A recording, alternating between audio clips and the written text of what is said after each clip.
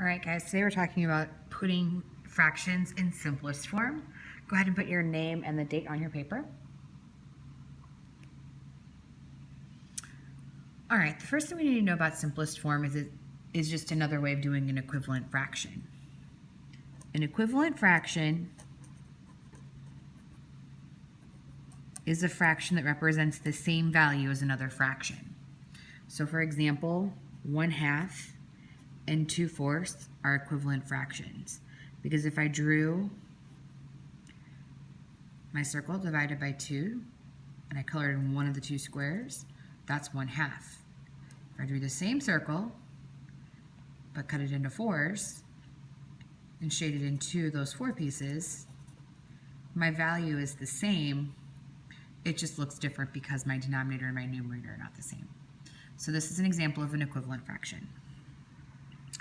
That is something you've practiced in 4th and 5th grade. So if you're having a hard time with equivalent fractions, you need to pause the video, find a math game online, and practice that. Otherwise, the rest of us are going to move on to a more specific kind of equivalent fraction called simplest form. Simplest form is an equivalent fraction that shows the original fraction with a numerator and denominator that have a greatest common factor of 1, which is basically a way of saying you've divided it as low as it can go and you can't divide anymore. You also might see this written as lowest terms. There's an outdated word out there called reduced. We don't like to use that anymore, but it still might pop up from time to time. So, to put a fraction in simplest form, you want to divide the numerator and the denominator by their GCF, or greatest common factor. So to do this, you may have to go back and look at the notes for finding GCF or your divisibility rules. Ooh, fix that typo, guys. So, our first fraction, remember this is a fraction bar, is going to be 15/24. I want to make this a much smaller number to work with. So I need to find their GCF. I like finding GCF by using prime factorization. I feel like there's less room for mistakes. So I know I get 15 by doing 5 and 3, and those are both prime. So I have 3 times 5. I know that I do 24. I can do 2 times 12. And again, it's not going to matter what you start with because there's several ways to make 24. I can break 12 down as 2 times 6, and 2 is going to be prime. 6 I can break down as 2 times 3, and those are both prime. So I have 15 equals 3 times 5, and then I have 24 equals 2 times 2 times 2 times 3. And remember, you want to kind of write them in order to help you when you go to circle those pairs. All right, I need to see what they have in common. The only thing they have in common is this pair of 3s. Remember, I can't take pairs from the same line. It has to be one from the top and one from the bottom. So that makes my GCF equal to 3. So now what I'm going to do, now that I know the GCF, is I'm going to go back and divide my numerator by the GCF. And I know that 15 divided by 3 is 5. Just like equations, whatever you do to the top, you gotta do to the bottom. Gotta keep it even. So if I divided the top by 3, I gotta divide the bottom by 3. 24 divided by 3 equals 8.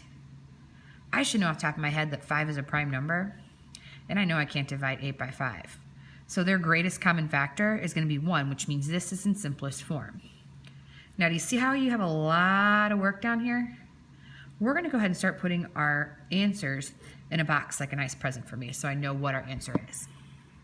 Okay, your next fraction is going to be 40 divided by 64. So go ahead and pause the video, solve it, and then hit play to make sure you got it right.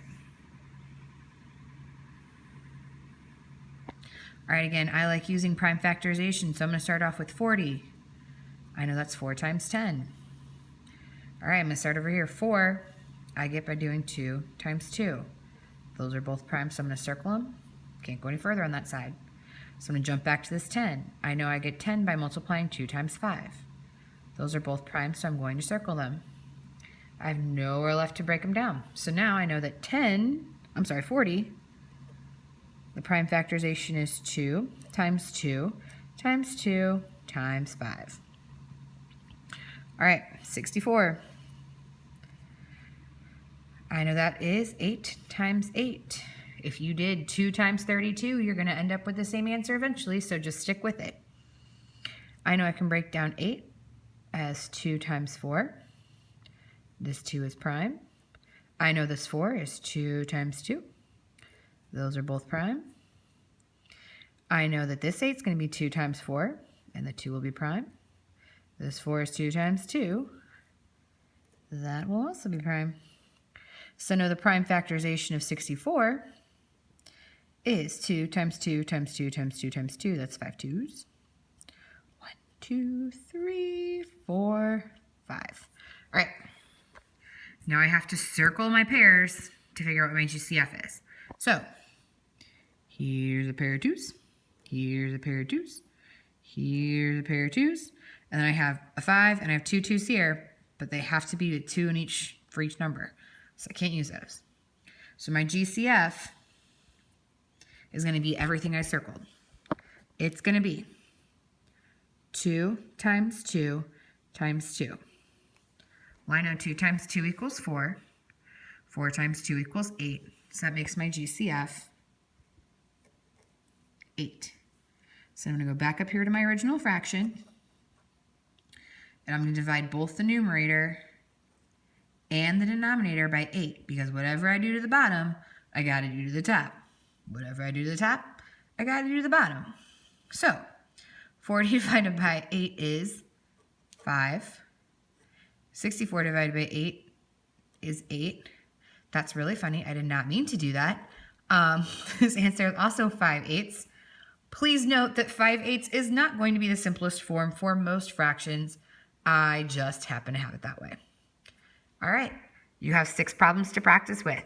If you choose to list factors instead of doing prime factorization, that is fine. Just please, please, please make sure you're doing it correctly because there's a lot of room for mistakes that way.